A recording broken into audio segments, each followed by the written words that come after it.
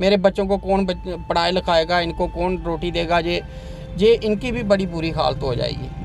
और मैं जनता से यही अपील करता हूँ कि मेरी मदद की जाए, जितनी मेरी मदद हो सकती है मदद करें।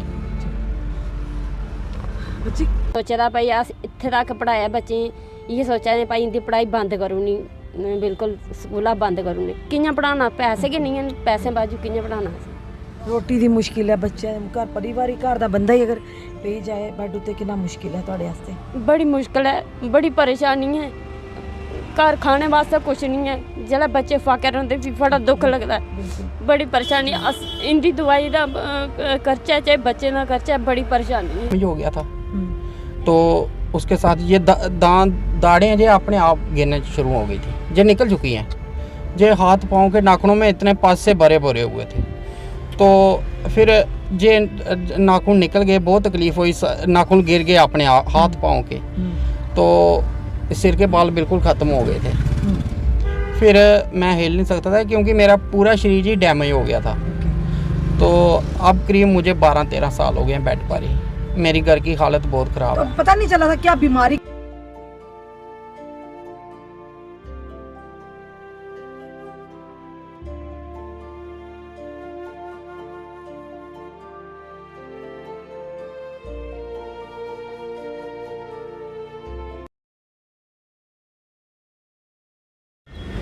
नमस्कार, दैनिक शिव टाइम में आप सबका स्वागत है। मैं रश्मि शर्मा, कैमरामैन शुभम भगत के साथ।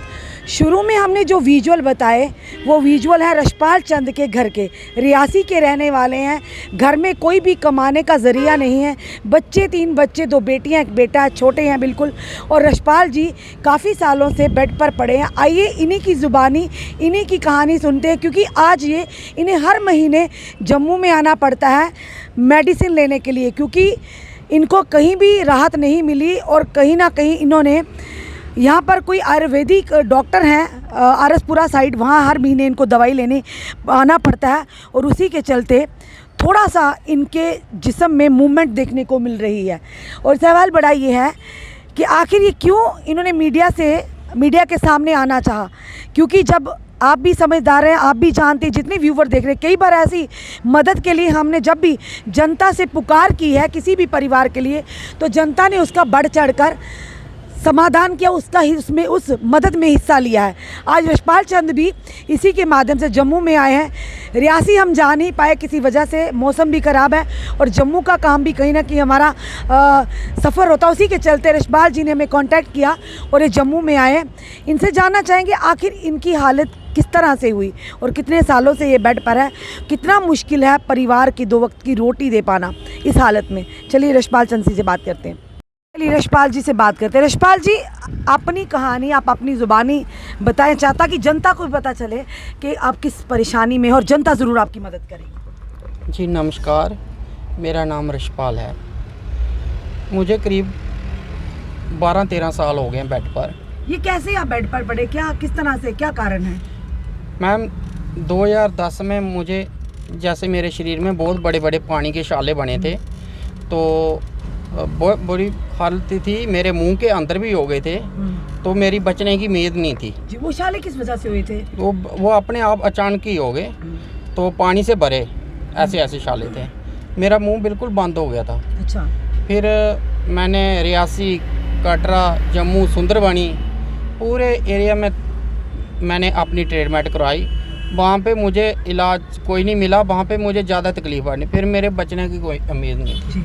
फिर मुझे जहाँ पे शालामार स्किन हॉस्पिटल में मुझे लाया गया, तो वहाँ पे मुझे भर्ती करवाया गया। वहाँ पे मेरी ट्रीटमेंट चलती रही। कोर्स करवाया मैंने 2010 से लेकर 2016 तक मैंने कोर्स करवाया इसका। तो वो कोर्स करवाते करवाते ही इससे मेरा बीपी हाई हुआ। तो एक तो बीपी का अटैक होने से ये मेरा पूरा शरीर जो डैमेज हो गया। तो उसके डैमेज होने के बाद फिर मैंने MRI टेस्ट करवाया। तो MRI में जो मेरी रिपोर्ट है, वो मेरे पास डॉक्यूमेंट्स पड़े हुए हैं सारे। तो उसमें डॉक्टर ने बोला कि ये आपके दोनों चूंकले हैं जो 0 हो चुके हैं, ख़त्म हो गए हैं। तो उससे पैरालिसिस भी हो गया। तो उसके साथ ही बड़ी बुरी हालत हुई थी, ये लीवर भी डैमेज हो गया था। तो उसके साथ ये दाढ़ें जो अपने आप गिरने शुरू हो गई थी, जो निकल चुकी हैं। जे हाथ पाँव के नाखूनों में इतने पस से भरे भरे हुए थे। तो फिर जे नाखून निकल गए, बहुत तकलीफ़ हुई, नाखून गिर गए अपने हाथ पाँव के, तो सिर के बाल बिल्कुल ख़त्म हो गए थे। फिर मैं हिल नहीं सकता था क्योंकि मेरा पूरा शरीर ही डैमेज हो गया था। तो अब करीब मुझे 12-13 साल हो गए हैं बेड पर ही। मेरी घर की हालत बहुत ख़राब तो है। पता नहीं चला था क्या बीमारी किस वजह से आपको ये सारी हुई चाले हुए हैं क्या? मैम वो तो डॉक्टर ने कार्ड में लिखा हुआ है, वो तो मुझे इतना पता नहीं है क्योंकि मुझे दवाई चढ़ाते थे। क्योंकि 3 दिन मुझे दवाई चढ़ती थी, चौथे दिन मुझे घर में भेजते थे। अच्छा। ये तो मुझे बाद में डॉक्टर ने बताया कि ऑलरेडी जो इसकी कैंसर की दवाई चढ़ाई है आपको, तो उसकी वजह से ये मेरा पूरा शरीर डैमेज हो गया। तो फिर किस तरह से इतने साल आपने सरवाइव किया, किस तरह से आपके घर का गुजारा चला, किस तरह से आपने परिवार को पाला? कितने बच्चे हैं आपके? मैम जी मेरे साथ बैठा हुआ है जी एक लड़का है मेरा, और कितनी उम्र है इसकी? इसकी 15 साल। तो बच्चियां जो आपने कहा 2? इससे छोटी 2 बच्चियां हैं। तो ये 10वीं क्लास में पढ़ रहा है, अभी पेपर दिए हैं। जो इससे छोटी बच्चियां हैं वो एक 9th में पढ़ रही है, एक 6th क्लास में पढ़ रही है। मैम घर की हालत बहुत ख़राब है। घर में कुछ मेरे घर में रोटी खाने के लिए भी नहीं है। एक दिन कोई रियासी से आता है, कोई दोस्त आता है, कोई रिश्तेदार आता है, दे जाता है, नहीं तो हम भूखे रहते हैं। 8-8 दिन भूखे रहते हैं मैम, 8-8 दिन भूखे रहते हैं। बहुत बच्चों को देखकर बहुत तरस आता है मैम जी। और मेरी ट्रीटमेंट है, मैं अमनदीप में भी दिखा चुका हूँ, ये अमनदीप डॉक्टर अवतार सिंह को। तो उन्होंने इसके लिए इलाज के लिए बहुत पैसा मांगा था, 6 लाख रुपये मांगा था। उन्होंने बोला था पहले एक चूंकले का ऑपरेशन करेंगे फिर दूसरे का करेंगे, तो 6 लाख रुपये मांगा था। अभी तक किस तरह से मतलब घर चला आपका? दवाई का खर्चा कहाँ से आता, किस तरह से आप कर पा रहे हैं? मैम बहुत मुश्किल है। जैसे हम ग्राई करते हैं, जैसे मेरे दोस्त हैं जी। तो ग्राई करके 10,000 रुपये इकट्ठा करते हैं, तो फिर हम 1 महीने की दवाई लेकर आते हैं। 1 महीने की दवाई का कितना खर्चा? 10,000 रुपये लगता है 1 महीने, 10,000 रुपये लगता है 1 महीने की दवाई का जी। तो मैम ये मेरी दवाई है जो परमानेंट नहीं चल रही है। 1 महीने की लाते हैं, बीच में 2 महीने की बीच में छूट जाती है, फिर मेरी हालत वही हो जाती है, बीमारी बढ़ जाती है। मैम मैं बहुत परेशान हूँ, मैं दुखी हूँ कि इससे इतना दुखी हो चुका हूँ कि मैं यही सोचता हूँ कभी कभी कि मैं मर जाऊँ इससे, इतना दुखी हो चुका हूँ। क्या कहना चाहोगे जनता से आप? मैं जनता से यही कहना चाहता हूँ कि मेरी यही अपील है उनसे कि मेरी मदद करें। अगर मुझे बचाना चाहते हो तो मेरी मदद करें, नहीं तो मैं इस हालत में मैं मर जाऊँगा। मेरे बच्चों को कौन पढ़ाई लिखाएगा, इनको कौन रोटी देगा? ये इनकी भी बड़ी बुरी हालत हो जाएगी। और मैं जनता से यही अपील करता हूँ कि मेरी मदद की जाए, जितनी मेरी मदद हो सकती है मदद करें। बच्चे पढ़ते हो आप? हाँ। कितना मुश्किल है घर का, जिस तरह से पापा बीमार पड़ गए हैं तो कितनी मुश्किलें होती हैं आपको, अपनी पढ़ाई भी करना, रोटी भी खाना कभी मिलती होगी कभी नहीं मिलती होगी, कितनी मुश्किल है? रियासी से कोई दे देता है, घर में तो खा लेते हैं, पढ़ाई में भी ऐसे किसी से उतार के काम कर लेते हैं। खाने के लिए घर में कुछ नहीं है। काम काज आप कर नहीं पाते भी? छोटी हो आप? छोटी अभी पढ़ रही दो, वो भी पढ़ती हैं? हाँ। फिर वो क्या कैसे कर, पूरा दिन घर में किस तरह से चलता है गुजारा आपका? ऐसे ही भूखे पेड़ ऐसे कोई दे देता है, रियासी से हम खा लेते हैं। अगर कोई नहीं दे फिर भूखे रहना पड़ता है। आप देख रहे हैं रशपाल जी की हालत, इसके बिना ये आप किस तरह से, जिस तरह से इन्होंने पूरा बताया कितना मुश्किल है घर की चलाना, परेशानी, बड़े हस्बैंड है, बच्चे हैं, जिम्मेदारी है सिर के ऊपर। जी, मेरा नाम है नीलम देवी, मेरे घर आले 12 साल हुई है बैड पर जी। बड़ी परेशानी है, असें इंदी दवाई दी बड़ी मुश्किल आवा दी है, ते घरै दी भी बड़ी परेशानी आवा दी है। अस 1 महीने दी दवाई आह्नने, हल्ली ते पैसे नहीं होंदे, पैसे किट्ठे करने 1 महीने दी करने दवाई वास्ते पैसे किट्ठे, ते 2 महीने दी दवाई टुट्टी जंदी। मंगी मतलब इकट्ठे कर दे इंदे दोस्त यार करिए फिर? हाँ जी, घरा जन्ने अस, पैसे सारे ग्राही करिए 10,000 रुपये बनाना, ओह्दे बाद भी असें दवाई लैनी जाना। एक बारी दवाई लैनी जन्ने, दूई बारी असें भी फिकर पेई जंदा 2 महीने दी दवाई लैनी, भी नेईं कोई पैसे दा कोई भी पैसे नेईं कट्ठे होंदे ते भी असें परेशानी आई जंदी 2-3 महीने दी दवाई त्रुट्टी जंदी ओह्दे बाद च भी परती जंदी बमारी ज़्यादा बढ़ी अगर जंदी दवाई ना मिले तो कितनी मुश्किल हो जाती है। दवाई नहीं मिले 1 मिनट भी इंदी बड़ी मुश्किल बड़ी परेशानी बिच आई जंदे बड़ी दुख तकलीफ हो जाती है।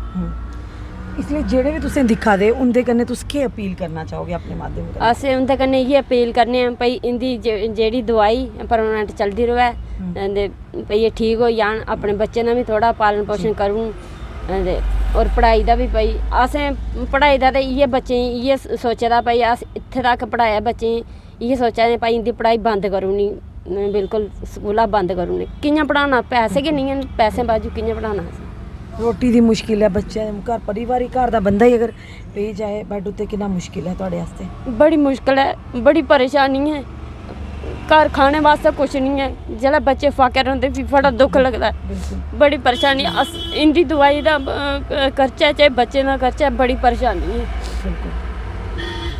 तकलीफ होंदी दिक्खिए सब बड़ी बड़ी तकलीफ होंदी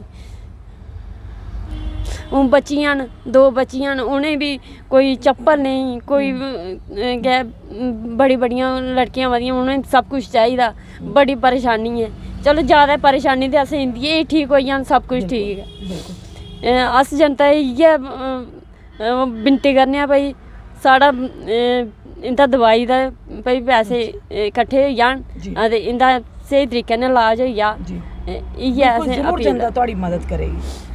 हमने आपको पूरे विजुअल बताए रशपाल जी और उनके परिवार के कहीं ना कहीं हमारी आंखें भी नम हो गई हैं।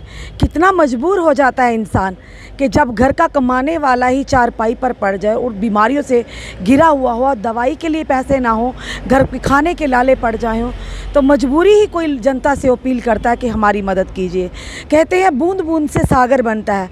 आज उसी की उम्मीद के चलते हम अपनी जनता के समक्ष इस स्टोरी को लेकर आए हैं। रशपाल जी जो रियासी से रहने वाले हैं हम रियासी के लोगों का भी शुक्रिया करते हैं जिन्होंने फ़िलहाल थोड़ी थोड़ी मदद कर कर इनकी कम से कम दवाई भी तो आती हैं। आपने देखा इनकी पत्नी की आंखों में किस कदर आंसू थे बच्चा किस तरह से सहमा हुआ था यानी उनकी बातों से साफ उनके दिल का दर्द बयां हो रहा था। तो कहीं ना कहीं हमारी आंखें भी नम हो गई हैं। हम अपनी जनता से अपने व्यूवर से जितने भी हमारे दैनिक शिफ्ट टाइम के व्यूवर्स हैं उनसे अपील करते हैं अगर आप एक व्यक्ति कितने फॉलोअर्स हैं हमारे कितने हमारे व्यूअर्स हैं अगर आप 100 रुपया भी इनके अकाउंट में डालेंगे ना हम बाज़ार जाते हैं ऐसे ही 400-500 रुपया खर्च कर देते हैं। तो आपकी एक छोटी सी मदद से रशपाल जी के परिवार के चेहरे पर खुशी आ जाए तो कितना बड़ा पुण्य का काम है। हम चाहते हैं जितने भी हमें देख रहे हैं व्यूवर देख रहे हैं इस पूर्ण आहुति में अपना भी योगदान दें। हम इनका अकाउंट नंबर हम इनका फ़ोन नंबर कैप्शन में डाल देंगे। जनता ने हमेशा मदद की है जनता ने हमेशा हमारे काम को सराहा है। इस बार भी उम्मीद करते हैं आप बढ़ चढ़कर इस परिवार की मदद करेंगे क्योंकि ज़िंदगी जीने का सबको अधिकार है। पर कहीं ना कहीं कहते हैं उम्मीद पे दुनिया कायम है पर उम्मीद इंसानों से ही होती है। तो कई ऐसे समाज में लोग अच्छे हैं जो अच्छे कार्य कर रहे हैं। हम वहाँ की एडमिनिस्ट्रेशन से भी कहेंगे वहाँ के जो सोशल एक्टिविस्ट हैं उनसे भी कहेंगे और जम्मू की जनता से भी जिन्होंने हमेशा हॉस्पिटैलिटी और मेहमान नवाजी की मिसाल कायम की है। अपने सुझाव कमेंट ज़रूर दीजिए इस वीडियो को जितना हो सके शेयर कीजिए ताकि जहाँ जिस तक भी ये वीडियो पहुँचे 50 हो 100 हो आप इनके अकाउंट में डाल दिया कीजिए ताकि कम से कम इनकी दवाई चले और ये सुरक्षित रहें क्योंकि परिवार की उम्मीदें इन्हीं से हैं। जुड़े रहिए हमारे साथ अगले अपडेट के लिए। जय हिंद जय भारत।